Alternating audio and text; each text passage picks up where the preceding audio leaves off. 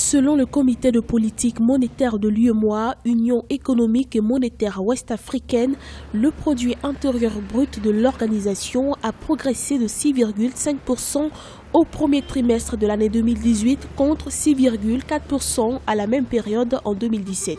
Le comité a également révélé que le déficit budgétaire dans l'Union devrait baisser à 3,8% du produit intérieur brut pour le compte de 2018 contre 4,2% en 2017. L'UEMOA renoue donc progressivement avec la croissance portée notamment par l'amélioration des cours des matières premières sur le marché international. Il faut aussi prendre en compte un aspect qui est en tout cas donc les infrastructures, le développement des infrastructures, qui permet également donc d'améliorer l'environnement des affaires. La croissance est aussi tirée par les ressources étrangères. Une hausse de la croissance, ça veut dire qu'il y a une dynamisme de l'économie. Vous voyez qu'on s'est enrichi, mais il y a beaucoup d'endettement aussi. Il faut regarder certains indicateurs, par exemple comme le taux d'endettement par rapport au PIB. C'est vrai qu'il y a des investissements, mais il y a aussi une partie qui est l'émission d'obligations, etc. dans des monnaies étrangères qui pèsent aussi par rapport à l'endettement. Donc ça veut dire qu'il y a des efforts encore à faire.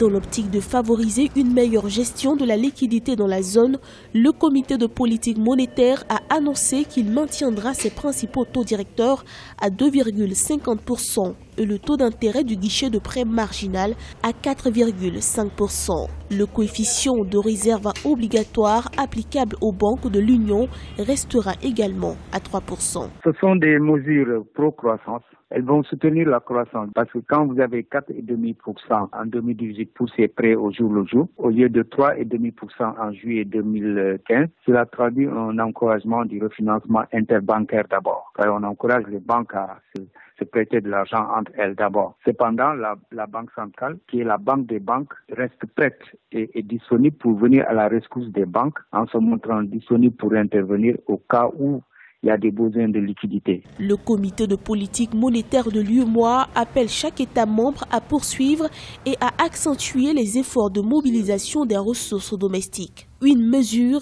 qui devrait permettre non seulement de faciliter l'atteinte de ces objectifs, mais aussi de faire baisser l'inflation à 3% d'ici fin 2019. Pour rappel, au premier trimestre 2018, le taux d'inflation dans l'UEMOA était en hausse de 0,9%.